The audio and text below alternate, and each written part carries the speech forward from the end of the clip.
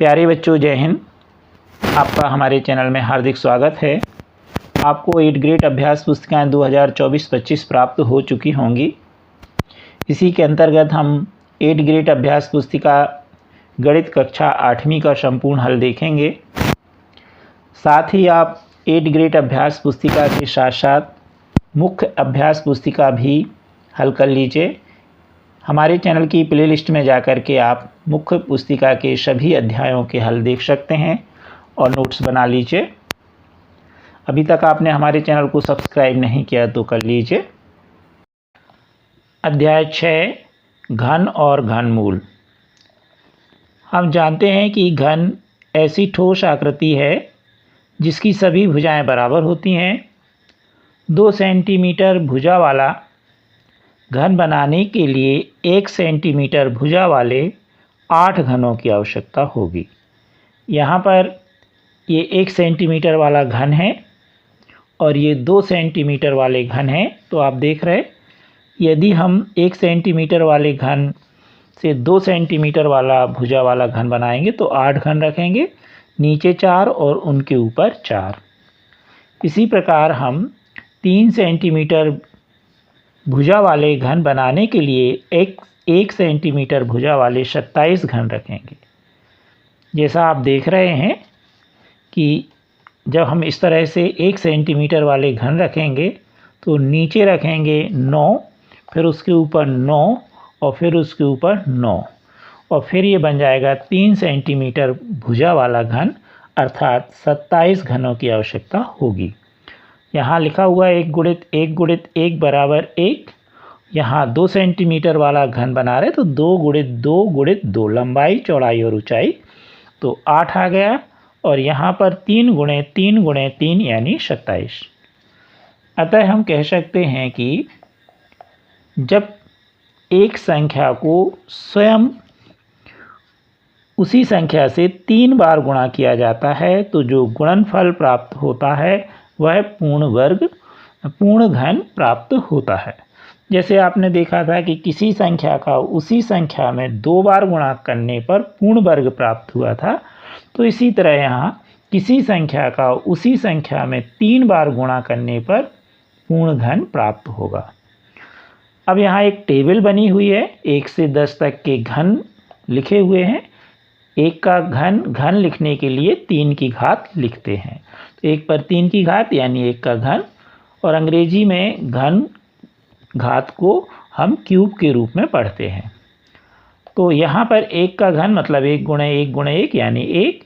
इसी तरह 2 का घन 2 गुणे 2 गुणे 2 यानी 8।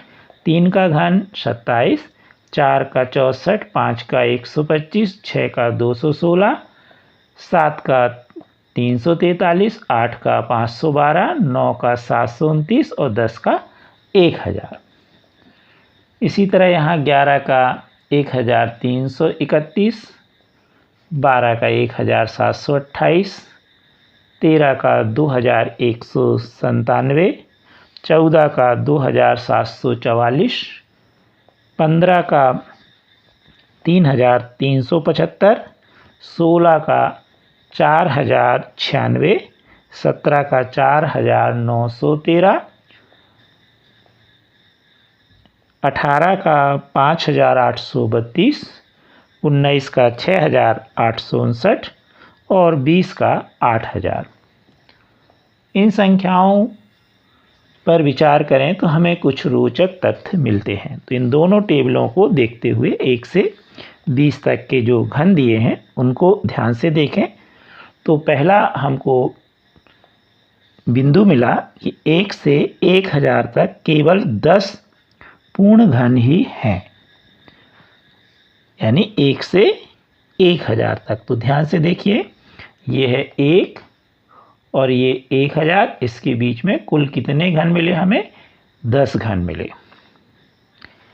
सम संख्याओं के घन सम संख्याएं और विषम के घन विषम संख्याएं हैं। जैसे 2 का घन 8 सम है, 4 का 64, 6 का 216, तो ये सभी सम है और विषम है। अगर 1 का घन 1, 3 का 27, 5 का 125, यानी ये सभी विषम हैं। अगला बिंदु है पूर्ण घन संख्याओं के अंत में शून्य की संख्या सम संख्या एवं विषम संख्या में होती है। जैसे 10 पर 3 की घात है तो शून्य की संख्या सम संख्या एवं विषम संख्या के रूप में, जैसे आप देख रहे हैं कि 10 के घन में 3 शून्य हैं, 20 के घन में 3 शून्य हैं दाहिनी ओर से, और 1000 में अगर हम देखें तो 2 शून्य सम हैं। इसलिए इसमें ध्यान से देखें तो शून्य की संख्या 6 है, 1 2 3 4 5 6। तो यहाँ पर आप देख रहे हैं कि यदि जिसका घन है यदि उसमें शून्य की संख्या विषम है तो विषम शून्य प्राप्त हो रहे हैं, और सम है तो सम। यही चीज़ लिखी हुई है कि शून्य की संख्या सम संख्या या विषम संख्या के रूप में प्राप्त होती है, और यह 3 3 के युग्म के रूप में होती है। वर्ग में 2 2 के युग्म में यानी 2 4 6 8 ऐसे होती है, और इसमें क्या होते हैं 3 3, यानी या 3 शून्य होंगे या 6 या 9 या 12। अब हम देखें क्रमागत विषम संख्याओं को जोड़कर घन बनाएं। 1 का 1 बराबर 1, यानी 1 में जो कहते हो तो 1 का घन 1। अब अगली विषम संख्या है 3, तो 3 में 5 अगली जोड़ें तो 3 और 5 8, 8 2 का घन। अब अगली 5 के बाद होगी 3 3, पहले 1 ली फिर 2 फिर 3 फिर 4, क्रमागत हमें लेते जाना, आगे बढ़ते जाना है। तो 5 के बाद 7 9 11 27 27 3 का घन। फिर हम देखें 11 के बाद 13 15 17 19 तो 64, जो कि 4 के घन के बराबर है। फिर 19 के बाद 21 23 25 27 29, यह 125 और यह 5 के घन के बराबर है। यह बात आपको समझ में आ गई। यानी जो विषम संख्या है उनमें पहले हम 1 लें, फिर उसके अगली 2 लें, फिर उसके बाद उसकी अगली 3 लें, तब ये क्रम आपका बन जाएगा। अब हम देखें घनमूल। यदि किसी घन का आयतन 125 घन सेंटीमीटर है तो उसकी भुजा की लंबाई ज्ञात करने के लिए हमें ऐसी संख्या ज्ञात करनी होगी जिसका घन 125 हो। जैसे वर्गमूल ज्ञात करने की संक्रिया की प्रतिलोम संक्रिया, ठीक वैसे ही घनमूल ज्ञात करने की संक्रिया घन की संक्रिया की प्रतिलोम है। जैसे वर्गमूल वर्ग की प्रतिलोम है, इसी प्रकार घनमूल घन की प्रतिलोम है। अब यहाँ पर लिखा हुआ है 2 का घन बराबर 8, तो हम इसे पढ़ते हैं 2 का घन 8। और जब हम घनमूल लिखते हैं तो जैसे आपने वर्गमूल का चिन्ह बनाया था वही बनेगा, और ऊपर 3 लिख देंगे जिसे हम करनी घात पढ़ते हैं। तो इसे पूरे चिन्ह को हम पढ़ते हैं घनमूल, और अंदर 8 लिखा है तो घनमूल 8, और इसका उत्तर होगा 2। क्यों? 2 का घन 8 तो 8 का घनमूल 2। जैसे आपने पढ़ा था कि 2 का वर्ग 4 तो 4 का वर्गमूल 2। तो इसी तरह हम इसको पढ़ते, नीचे लिखा भी है कि इस चिन्ह को घनमूल पढ़ते हैं। आगे देखा जाए तो इसमें लिखा है 3375 का घनमूल अभाज्य गुणनखंड विधि से ज्ञात कीजिए। आपने जो वर्गमूल निकाला था उसमें आपकी पुस्तक में 3 विधियां दी थी। क्रमबद्ध विषम संख्याओं को घटाकर, दूसरा था आपका अभाज्य गुणनखंड विधि से वर्गमूल निकालना, और तीसरा था आपका भागफल विधि से वर्गमूल निकालना। यहाँ आपको घनमूल केवल एक विधि से निकालना है, अभाज्य गुणनखंड विधि से। वर्गमूल में आपने 2 2 की जोड़ी बनाई थी अभाज्य गुणनखंडों की, यहाँ पर घनमूल में हम 3 3 की जोड़ी बनाएंगे। जैसे 3375 के हम अभाज्य गुणनखंड निकालें तो हमें 3 गुणे 3 गुणे 3 5 गुणे 5 गुणे 5 मिलेगा। अब हम 3 3 की जोड़ी बना दें तो यहाँ पर ये 3 की जोड़ी बन गई और यहाँ 5 की, तो 3 का घन गुणे 5 का घन, या इसी को हम लिख सकते हैं 3 गुणे 5 पर 3 की घात, या 3 गुणे 5 का घन, और 3 गुणे 5 यानी 15, 15 का घन। तो 15 का घन होगा 3375। अब अगर हम घनमूल निकालें, क्योंकि ये 15 का घन है, तो 3375 का घनमूल 15 होगा। तो यहाँ पर यही लिखा हुआ है, घनमूल का निशान बना है, 3375 का घनमूल बराबर 15। तो अभी आपने अध्याय समझा, अब हम इसके अभ्यास प्रश्नों को देखेंगे। अब देखेंगे हम बहुविकल्पीय प्रश्न। प्रश्नों को पढ़कर दिए गए विकल्पों में से उत्तर चुनकर लिखिए और सामने दिए गए सही घेरे को भरिए। प्रश्न पहला, 23 के घन में इकाई का अंक होगा 6, 7, 3 या 9। क्योंकि जो 23 संख्या है उसका इकाई का अंक 3 है, तो जिस भी संख्या के इकाई के अंक में 3 होगा उसका घन करने पर इकाई का अंक 7 प्राप्त होता है। इसलिए इसका सही उत्तर बी वाला 7 है।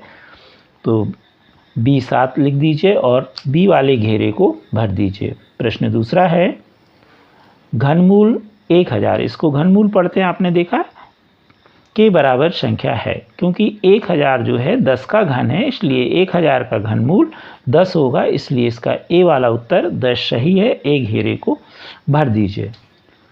प्रश्न तीसरा देखें हम, निम्नलिखित में से कौन सी संख्या पूर्ण घन है? 243, 216, 392 और 8640।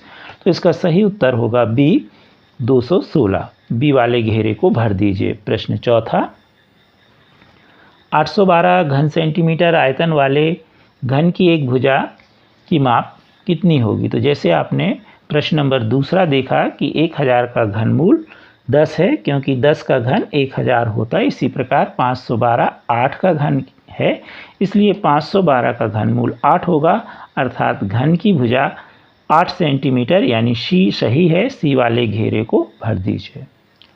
प्रश्न पाँचवा है, राशि गीली मिट्टी का एक घनाभ बनाती है जिसकी भुजाएं 3 सेंटीमीटर, 2 सेंटीमीटर, 3 सेंटीमीटर है। एक घन बनाने के लिए ऐसे कितने घनाभों की आवश्यकता होगी? तो पहले हम देखें 3, 2 और 3, ये खुद अभाज्य संख्याएं हैं। यदि ये भाज्य हो तो इनको अभाज्य में गुणनखंड में बदल लें। तो अब हम देखें 3 गुणे 3 गुणे 2। अब हमें जो घन होता है उसमें 3 3 के अभाज्य गुणनखंड की जोड़ी बनती है। यहाँ पर 3 गुणे 3 2 बार है, एक 3 और चाहिए तो गुणे 3 लिख देंगे। यहाँ 2 एक बार है जबकि चाहिए 3 बार है, तो 2 गुणे 2 और लिख देंगे। अब देखिए 3 गुणे 3 गुणे 3 की जोड़ी बन गई, 2 गुणे 2 गुणे 2 की जोड़ी बन गई। अर्थात हमने कितने का गुणा किया, ये हमने लाल से गुणा करके बताया आपको। 3 गुणे 2 यानी 3 दूनी 6 दूनी 12, यानी इसका सही उत्तर होगा सी 12। सी वाले घेरे को भर लीजिए, अर्थात 12 घनाभों की आवश्यकता होगी। अगला प्रश्न है छठवां, 0.5 का घन ज्ञात कीजिए। तो 0.05 का घन होगा 0.05 गुणे 0.05 गुणे 0.05। अब दशमलव हटा दीजिए तो हम पढ़ेंगे 5 गुणे 5 गुणे 5, तो होगा 125। अब देखें हम यहाँ पर दशमलव के बाद 2 अंक हैं, यहाँ भी 2, यहाँ भी 2, यानी घन जब हम करते हैं तो जितने दशमलव के बाद अंक होते हैं उसमें हम 3 का गुणा कर देते हैं तो उतने हमें प्राप्त होते हैं। तो यहाँ पर दशमलव के बाद 6 अंक होंगे, जबकि यहाँ 125 में 3 अंक हैं। तो हम 125 के बाईं ओर 0 0 0 3 शून्य बढ़ा देंगे तो हो गए 6 अंक, और यहाँ पर दशमलव लगा देंगे तो हमारा उत्तर हो जाएगा 0.0000125। अब दशमलव के आगे आप चाहें तो शून्य लगा सकते हो, ना लगाना हो तो मत लगाइएगा। तो इस तरह हम दशमलव वाली सभी संख्याओं का घन आसानी से दशमलव हटा के निकाल सकते हैं। अगला प्रश्न है, 3 के घन को 3 क्रमागत संख्याओं के योग के रूप में लिखिए। तो आपने देखा था कि जो क्रमागत विषम संख्या है उनका जोड़ जो है घन बनता है। जैसे हम 1 लें तो 1 का बराबर 1, अर्थात 1 का घन। अब 1 के बाद हम लेंगे तो मिलेगा 3 धन 5 जो होगा 8, 8 2 का घन। अब 5 के बाद हम लेंगे 7, 9 और 11 जो मिलेगा हमें जोड़ 27। तो 27 किसका घन है? 3 का। तो इस प्रकार हम लिख सकते हैं 7 धन 9 धन 11 बराबर 27। ऐसा आपने जो अध्याय का विवरण पढ़ा उसमें आपने समझा। अब देखेंगे प्रश्न 5वां, 5 सेंटीमीटर भुजा वाले घन का आयतन ज्ञात कीजिए। चूँकि घन के आयतन का सूत्र होता है भुजा का घन, और भुजा हमको कितनी दी है? 5 सेंटीमीटर, इसलिए घन का आयतन होगा 5 सेंटीमीटर गुणे 5 सेंटीमीटर गुणे 5 सेंटीमीटर। 5 गुणे 5 गुणे 5 तो हो गया 125। और सेंटीमीटर गुणे सेंटीमीटर गुणे सेंटीमीटर, तो सेंटीमीटर पर 3 की घात, जिसे हम पढ़ेंगे घन सेंटीमीटर, तो उत्तर होगा 125 घन सेंटीमीटर। प्रश्न 9वां है, वह सबसे छोटी संख्या ज्ञात कीजिए जिसमें 256 का गुणा करने पर वह पूर्ण घन बन जाए। तो सबसे पहले हम 256 के अभाज्य गुणनखंड निकाल लेंगे, जो हमें कुछ इस प्रकार से प्राप्त होंगे। 2 गुणित 2 गुणित 2 गुणित 2 गुणित 2 गुणित 2 गुणित 2 गुणित 2, यानी 8 बार हमें 2 2 मिला।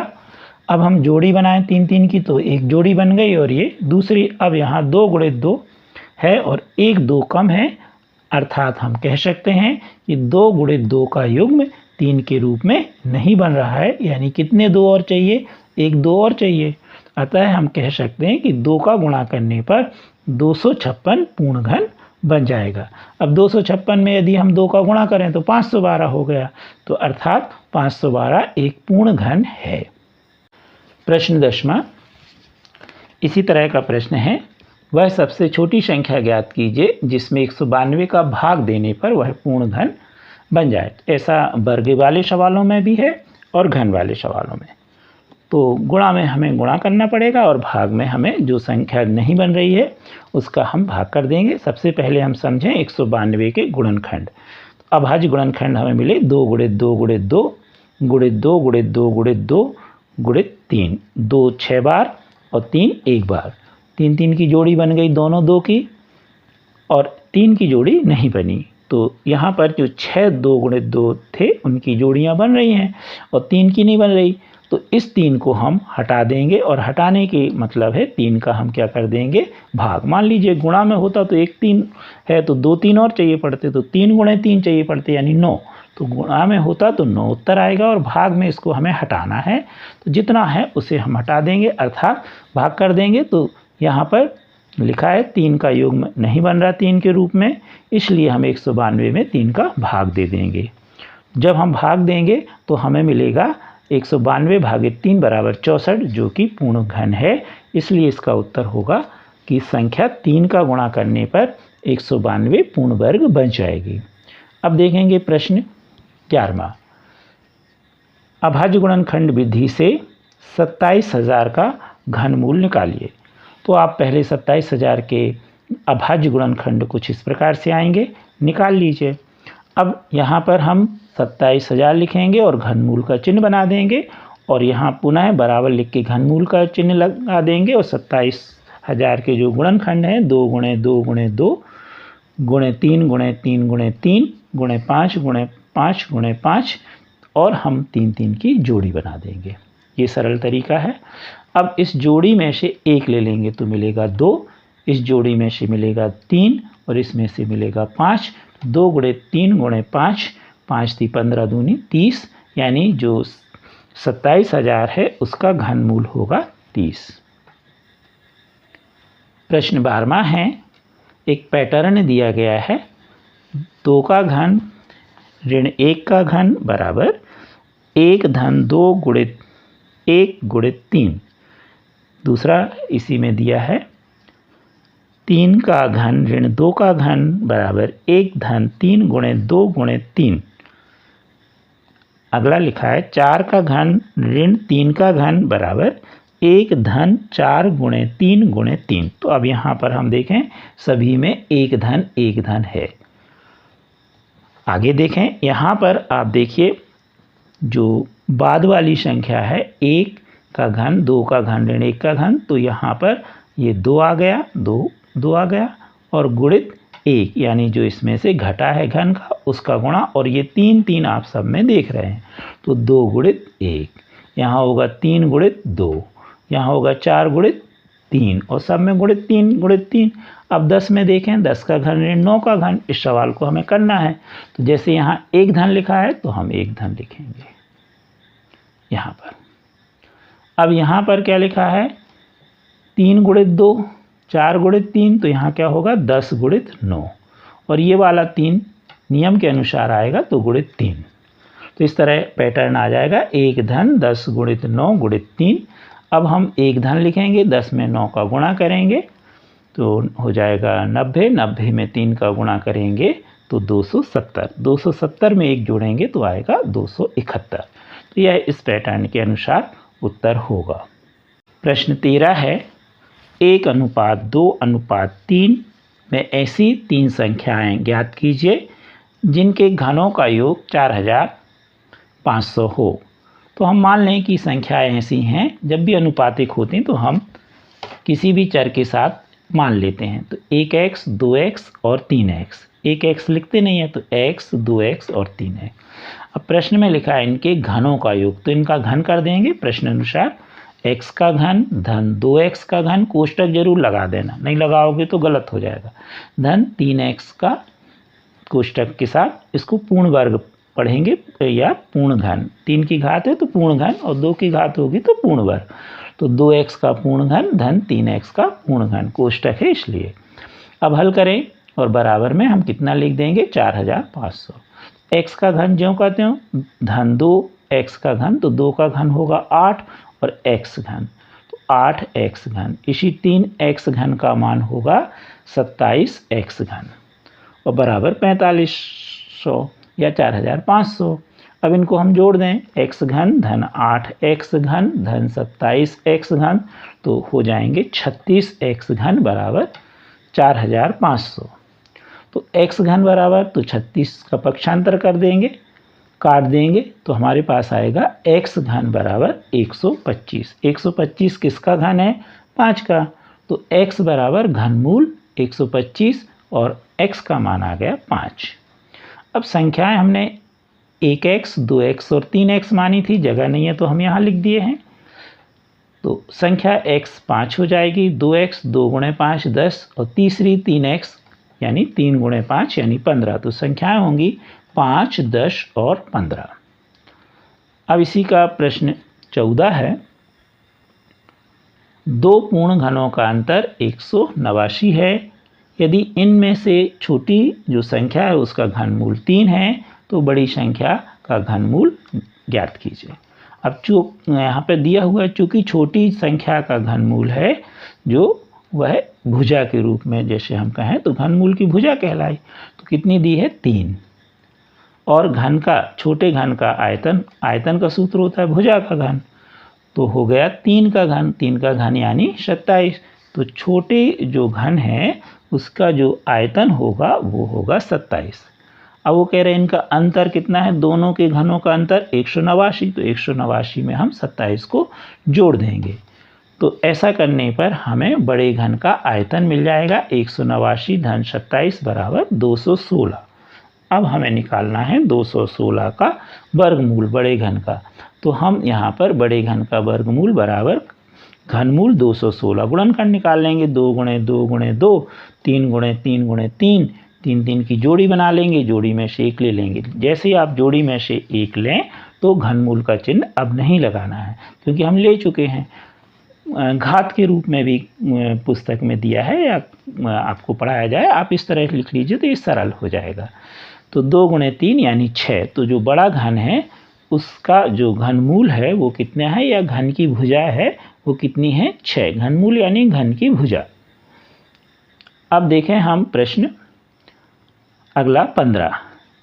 किसी घनाकार बक्से का आयतन 729 घन सेंटीमीटर है, वह तल में कितनी जगह घेरेगा। तो जब हम किसी भी घनाकार वस्तु में को फर्श में रखेंगे तो क्योंकि घन की जो तल होता है या पृष्ठ होता है वर्गाकार होता है, तो वह वर्ग के आकार के बराबर का क्षेत्र घेरेगा। तो घनाकार बक्से का आयतन कितना है 729 घन सेंटीमीटर। तो पहले हम भुजा निकाल लें, यानी 729 का घनमूल, तो भुजा बराबर 729 का घनमूल। हमने अभाज्य गुणनखंड निकाल लिए, 3 गुणे 3 गुणे 3, 3 गुणे 3 गुणे 3, तो कितना आ गया, जोड़ी बना ली, 3 गुणे 3 यानी 9। तो घनमूल यानी घन की भुजा आ गई 9 सेंटीमीटर। अब आगे पढ़ें, तो घन का जो तल है वो वर्गाकार होता है, तो वर्ग का क्षेत्रफल होता है भुजा का वर्ग, और भुजा कितनी निकली है 9। तो तल का क्षेत्रफल 9 गुणे 9 यानी 81 सेंटीमीटर मीटर पर 2 की घात, इसे हम वर्ग सेंटीमीटर, सेंटीमीटर गुणे सेंटीमीटर हो जाएगा तो वर्ग सेंटीमीटर। तो इस प्रकार तल का क्षेत्रफल आएगा 81 वर्ग सेंटीमीटर। कृपया हमारे वीडियो को लाइक एवं शेयर अवश्य कीजिए तथा चैनल को सब्सक्राइब कीजिए यदि नहीं किया, और चैनल की प्लेलिस्ट में जाकर आप अपनी कक्षा के सभी वीडियो देख लीजिए, समझ लीजिए, स्क्रीनशॉट लेके नोट्स बना लीजिए। Thank you.